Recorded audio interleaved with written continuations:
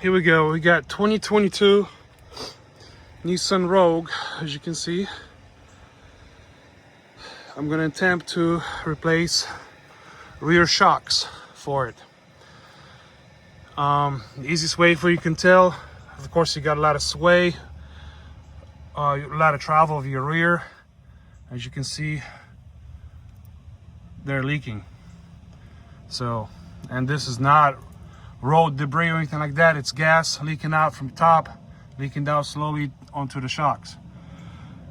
That's what I was told anyways. 16 millimeter up here, 16 millimeter up here, and a bolt that is down here, that's 19 millimeter. You're gonna need to remove that to remove the shock from the actual sitting area. So all you need to do is get a impact wrench, electric or air powered, to get this going. This needs to be swapped over to the new shock as well as this. So we're gonna remove that and we're gonna swap that over in a few minutes. Just want to let you know again, 16, 16, 19 on the bottom right there. Okay, I'm gonna try to make this as easy as possible for you guys, or as hard, I don't know. We'll see how it goes. Two 16 millimeter bolts have been removed. This comes off away from the wall. As you can see, it's moving. It's still sitting on the 19 millimeter bolt, which I'm about to remove from down here. This one right here. Not this one, but this one right here.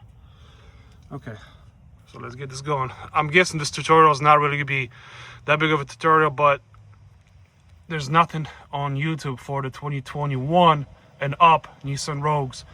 So like I said, this is a simple process. 3 bolts, 45 minutes per side at most, with taking tires off. So let's continue. I want to say I'm sorry, I want to point this out. This is a 21 millimeter, not a 19. So 16 for the top, 19 for the bottom. As you can see, the shock is out.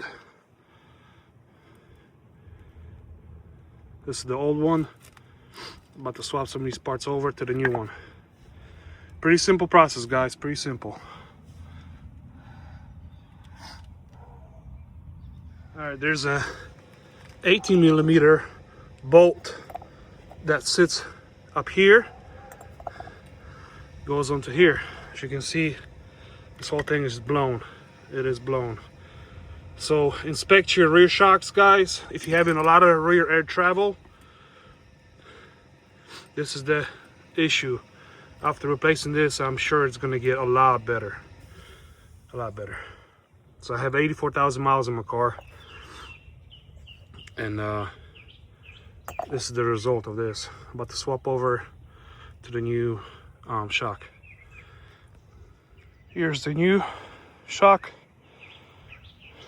That plastic part is going to be removed, and this tape, this boot needs to be applied.